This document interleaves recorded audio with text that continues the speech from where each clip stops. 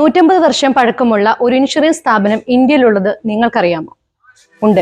തപാൽ വകുപ്പിന്റെ postal life insurance. 1800കളിൽ postal ജീവനക്കാർക്ക് മാത്രമായിട്ടാണ് പോസ്റ്റൽ ലൈഫ് ഇൻഷുറൻസ് ആരംഭിക്കുന്നത്.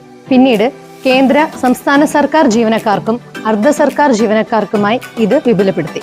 കഴിഞ്ഞ കുറച്ചു വർഷങ്ങളായി ഈ നിയമത്തിൽ വീണ്ടും മാറ്റങ്ങൾ വരുത്തുകയും ഡോക്ടർമാർ, എഞ്ചിനീയർമാർ, നഴ്സുമാർ തുടങ്ങി പ്രൊഫഷണൽ മേഖലയിൽ പ്രവർത്തിക്കുന്നവർക്കും PLOയുടെ സേവനങ്ങൾ ലഭ്യമാക്കി തുടങ്ങി. പറഞ്ഞു വന്നത്, ഇപ്പോൾ നമ്മൾ സാധാരണക്കാർക്കും ഈ സേവനം ലഭ്യമാണ്. അതാണ് RPLI, rural postal life insurance. ഗ്രാമീണ മേഖലയിൽ ജീവിക്കുന്ന 19നും 55 വയസ്സിനും ഇടയിൽ പ്രായമുള്ള ആർക്കും റൂറൽ പോസ്റ്റൽ ലൈഫ് ഇൻഷുറൻസ് ലഭ്യമാണ്.